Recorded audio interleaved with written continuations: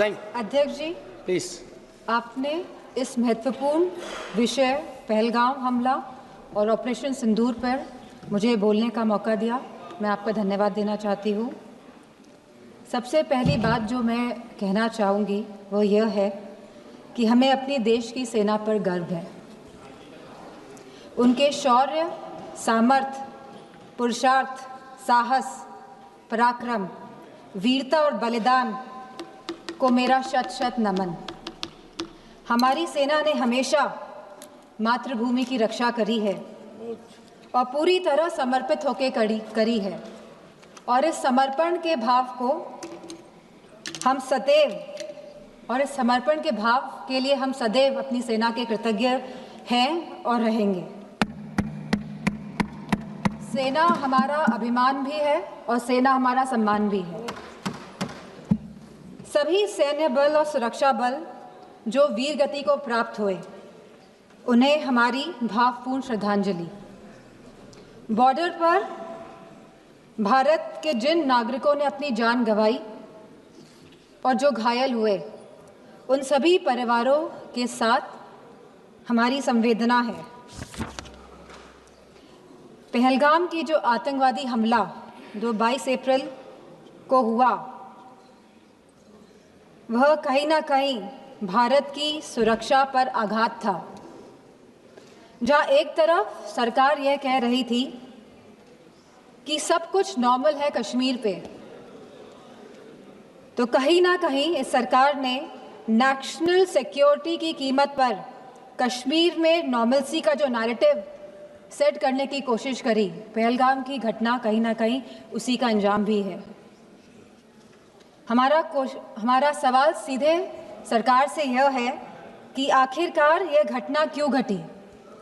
आखिरकार पहलगाम में बाइसान वैली में जहां हजारों टूरिस्ट रोज जा रहे थे अपने परिवारों के साथ, और मैं पूछना चाहूँगी सरकार से कि अगर आपके परिवार के या हमारे परिवार का कोई भी सदस्य कश्मीर जाता, घाटी में घूमने जाता, तो बिना सिक्योरिटी के क्या आप उन्हें भेज देते? बिना किसी सुरक्षा के आप उन्हें भेज देते? तो क्या एक भारतीय की जान की कोई कीमत नहीं है? कहीं ना कहीं जो यह घटना घटी है, इसके लिए पूरी तरह से यह सरकार जिम्मेदार है और इसको रिस्पॉन्सिबिलिटी भी लेनी पड़ेगी और अकाउंटेबिलिटी भी सेट करनी पड़ेगी। और जिस समय घटना घटी तो भारत में अमेरिका के वाइस प्रेसिडेंट्स JD वैंस भी यहाँ मौजूद थे, और जब भी इस तरह के VIP गेस्ट भारत में होते हैं तो हमेशा कश्मीर घाटी में सुरक्षा बढ़ाई जाती है। लेकिन इस बार जो ये चूक हुई है, और यह खाली बरसान वैली की बात नहीं है, 60 और ऐसे टूरिस्ट डेस्टिनेशंस थे जहाँ पे कोई भी सुरक्षा नहीं थी, और आपके कहने पर ही, भारतीय जनता पार्टी की सरकार के कहने पर ही टूरिस्ट कश्मीर जा रहा था, इस भरोसे के साथ, इस विश्वास के साथ कि वह सुरक्षित है। और यह जिम्मेदारी अंतोगत इस सरकार ने, भारतीय जनता पार्टी के नेताओं ने क्या कहा कि यह जिम्मेदारी टूर ऑपरेटर्स की थी वहाँ की सुरक्षा की, जो बहुत ही गैर जिम्मेदारा बयान है और साथ ही इनकी संवेदनहीनता को भी दर्शाता है। ऑपरेशन सिंदूर में जहां भारतीय सेना ने सटीकता से पाकिस्तान और POK के अंदर 9 टेररिस्ट कैंप्स या आतंकी ढांचों को तबाह किया, को निशाना बनाया, और जब हमारा पल्ला भारी दिख रहा था तो ये सीज फायर का जो अनाउंसमेंट हुआ, बात ये नहीं है कि सीज फायर का अनाउंसमेंट हुआ, बात यह है कि सीज फायर का अनाउंसमेंट किसने किया। किसी भी भारत के मंत्री ने या कोई भी भारत के ऑफिशियल हैंडल से यह अनाउंसमेंट क्यों नहीं किया गया? भारत के देशवासियों को क्यों यह सूचना एक अमेरिका के राष्ट्रपति के द्वारा मिली? सवाल इस बात का है। सेम कहीं ना कहीं भारत की फॉरेन पॉलिसी पूरी तरह से फेल है और जो ये विश्व गुरु का जो माहौल बनाया जा रहा है देश में और पूरे संसार, पूरे विदेशों में कहीं ना कहीं ये भी पूरी तरह फेल है, क्योंकि ऑपरेशन सिंदूर के तुरंत बाद और सीज़फायर के तुरंत बाद IMF ने $1 बिलियन पाकिस्तान को देने का काम किया है। वहीं वर्ल्ड बैंक ने $108 मिलियन पाकिस्तान को देने का काम किया है। एशियन डेवलपमेंट बैंक्स ने $800 मिलियन देने का काम किया है। I will finish in 2 minutes. वहीं UN सिक्योरिटी काउंसिल में पाकिस्तान को काउंटर टेररिज्म कमेटी का वाइस चेयरमैन बना दिया गया।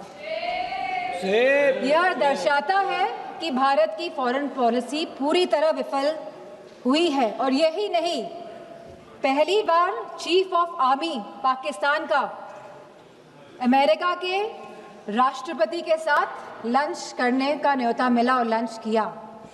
और बात यहीं पे समाप्त नहीं होती है। आज जनरल माइकल कुरेला को प्रेसिडेंट ऑफ पाकिस्तान ने प्रेस्टिजियस निशान-ए-इम्तियाज अवार्ड भी दिया है। तो ये रिश्ता जो पाकिस्तान का और जो अमेरिका का है और इन रिश्तों के बीच में भारत का खड़ा है, सवाल इस बात का है। सवाल ये भी है कि अगर चीफ डिफेंस स्टाफ ने ये बात कही कि हमारे लड़ाकू विमान गिरे हैं, तो लड़ाकू विमान तो गिनती के हैं, आज नहीं तो कल तो पता ही चल जाएगा कि कितने लड़ाकू विमान गिरे। प्लीज मां। तो सरकार को क्या दिक्कत है बताने में? सर 2 मिनट्स कि please 1 minute, please conclude. Only 2 minutes last. 1 minute, 1 minute. कितने लड़ाकू विमान गिरे हैं और ये लड़ाकू विमान जो गिरे हैं ये क्यों गिरे, ये भी सरकार को बताना पड़ेगा। सरकार पूरी तरह से, सरकार का इंटेलिजेंस फेलियर है। सरकार ये बात जानती ही नहीं थी कि जहां हम पाकिस्तान से लड़ रहे हैं वहीं दूसरा देश, हमारा पड़ोसी देश चीन, चाइना पूरी तरह से समर्थन कर रहा था पाकिस्तान का। क्या ये इंटेलिजेंस फेलियर था या ये एक्शनेबल इंटेलिजेंस को इग्नोर किया गया? Please please please. तो मैं अपनी बात यहीं पे समाप्त करते हुए कहना चाहूंगी कि जो भारत का जो डिफेंस का बजट है, जो 1.9% ऑफ द GDP है, इसको बढ़ाया जाए, इसको 3% किया जाए और वहीं अग्निवीर जैसी योजना को समाप्त किया जाए। और जो लेटेस्ट टेक्नोलॉजी से जो आप लड़ाई हो रही है, जो वॉरफेयर चल रहा है, तो भारतीय जनता पार्टी की सरकार है तो वो जागरूक बने इसके प्रति। Thank you. धन्यवाद। Thank you.